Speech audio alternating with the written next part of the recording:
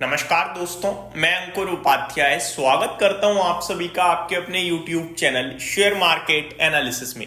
दोस्तों, बात करें अगर बाजार की तो आज हरियाली लौटते हुए दिख रही है। निफ्टी 22,600 पे है, हालांकि बिल्कुल फ्लैट टू पॉजिटिव है, लेकिन सब हरा है, ये सबसे अच्छी बात है। मार्केट ब्रेथ भी स्ट्रॉन्ग दिख रही है और कल जब निफ्टी 22,550 22,525 के करीब था तो मैंने आपसे कहा भी था कि ये मार्केट जो अब है ना, ये यहाँ ऑलमोस्ट नियर टू लो है। यहां से बाउंस बैक, पुल बैक या फिर एक ऊपर की तरफ का मूवमेंट आपको देखने को मिल सकता है। हालांकि ऐसा कोई मूवमेंट आया नहीं है जो मैं आपसे कहूँ कि हाँ भाई बाउंस बैक आ गया, पुल बैक आ गया। बाजार सुस्त हो जाएगा दोस्तों, आप समझने की कोशिश करो। मार्केट में वी शेप रिकवरी नहीं आएगी, बाजार समय लेगा, आपका पेशेंस पूरी तरीके से टेस्ट करेगा। अभी तक जो पेशेंस टेस्ट हो रहा था वो लॉस झेलने का पेशेंस था कि यार आप कितना बर्दाश्त कर सकते हो। आपका 23,000 का था स्टॉप लॉस, वो कटा। 22,800 का था, वो कटा। फिर 22,700 काफी बार आया तो लोगों ने 22,700 एसएल बना लिया, वो भी कट गया। अभी 22,500 तक नीचे में आ गया निफ्टी, तो ऑलमोस्ट सारे स्टॉप लॉस कटे हैं। ये ट्रेडर्स की बात नहीं कर रहा हूं मैं, इन्वेस्टर्स की बात कर रहा हूं। इन्वेस्टर्स के मार्जिन कॉल्स जिस हिसाब से आए हैं उनकी पोजीशन ऑटोमेटिकली स्क्वायर ऑफ हुई है।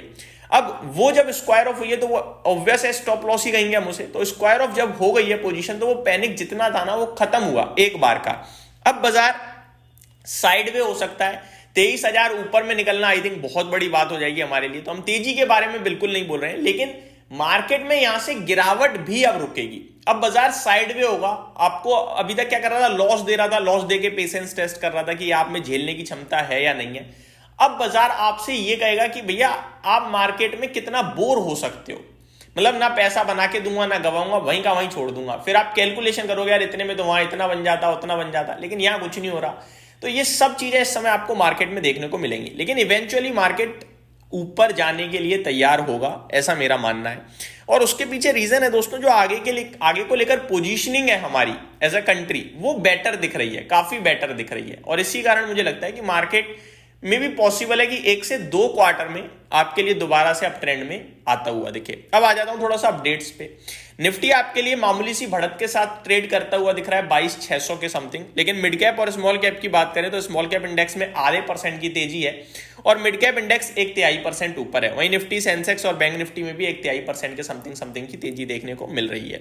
सेक्टर स्पेसिफिक बात करूं तो हरे निशान में और लाल निशान में दोनों मिल जाएंगे आपको। Top gainer media sector, auto sector है, तो टॉप लूजर में रियल एस्टेट और मेटल क्षेत्र में गिरावट देखने को मिल रही है। बाकी सब flat to positive to flat to negative है। स्टॉक स्पेसिफिक एक्शन भरपूर चल रहा है। टाटा ग्रुप से टाटा इन्वेस्टमेंट का शेयर उछलता हुआ दिख रहा है दोस्तों, आज 8% का उछाल है, काफी इंटरेस्टिंग दिख रहा है। क्रेडिट एक्सेस ग्रामीण 6.5% का उछाल दिख रहा है। मेट्रो ब्रांड्स, गॉडफ्रे फिलिप्स, ये स्टॉक को पता नहीं क्या हो गया है, 5%, 10%, 15% इस तरीके से ही मूव दे रहा है, ऊपर नीचे ऊपर नीचे। गॉडफ्रे फिलिप्स का स्टॉक भी एक्शन में है, फुल एक्शन में है। जेंसार टेक्नोलॉजीज में एक्शन देखने को मिल रहा है दोस्तों, आज 4.5% की तेजी है। गिरावट हो रही है त्रिवेणी इंजीनियरिंग में, ये स्टॉक आपके लिए 4-4.5% नीचे है। हिंडाल्को 3.25% नीचे है। कोरोमंडल इंटरनेशनल में 3% की गिरावट है। आदित्य बिरला रियल एस्टेट 2.5% नीचे है, तो टीबीओ टेक में भी 2.5% की गिरावट देखने को मिल रही है।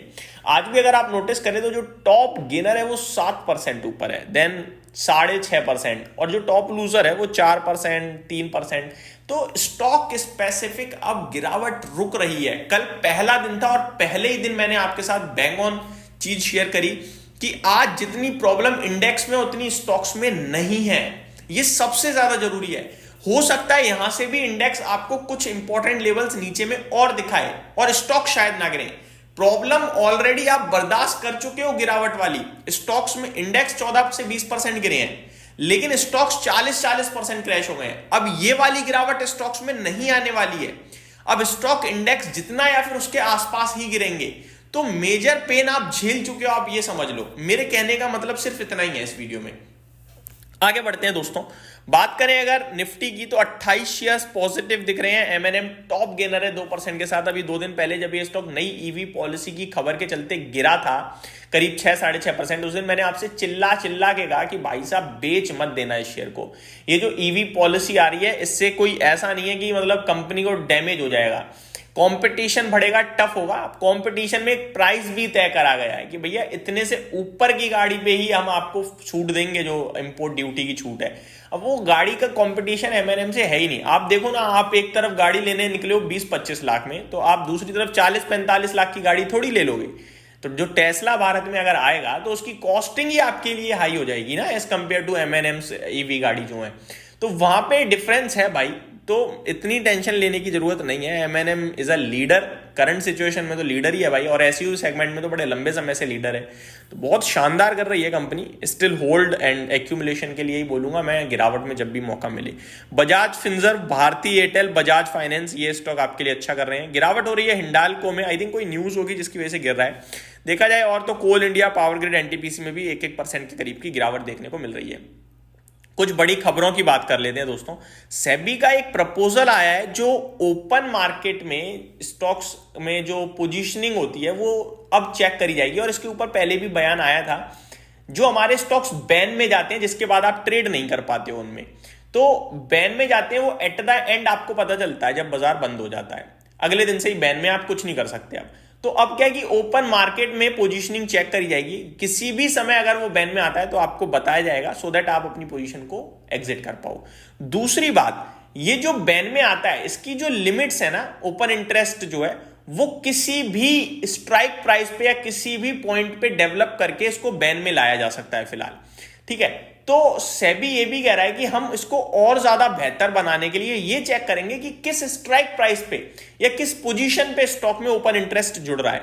अगर वो रिस्क से बाहर है तो फिर फर्क ही नहीं पड़ता, अगर वो रिस्क के अंदर है तभी फर्क पड़ेगा। तो ये कुछ और नियम बदल सकते हैं आने वाले समय में ओपन इंटरेस्ट या बैन को लेकर, स्टॉक बैन को लेकर। ये और अपडेट आते हुए दिख रही है जो मैंने आपके साथ शेयर करी। आगे बात करें स्टॉक स्पेसिफिक, तो वेसुवियस इंडिया का शेयर 2.5% ऊपर है। कुछ लाइसेंस की खबर आती हुई दिख रही है, राइट फ्रॉम इनफैक्स ये अपडेट है। मारुति सुजुकी की तरफ से खबर है, company has successfully commission the phase 1 of the manufacturing facility with a capacity of 2.5 lakh units per annum.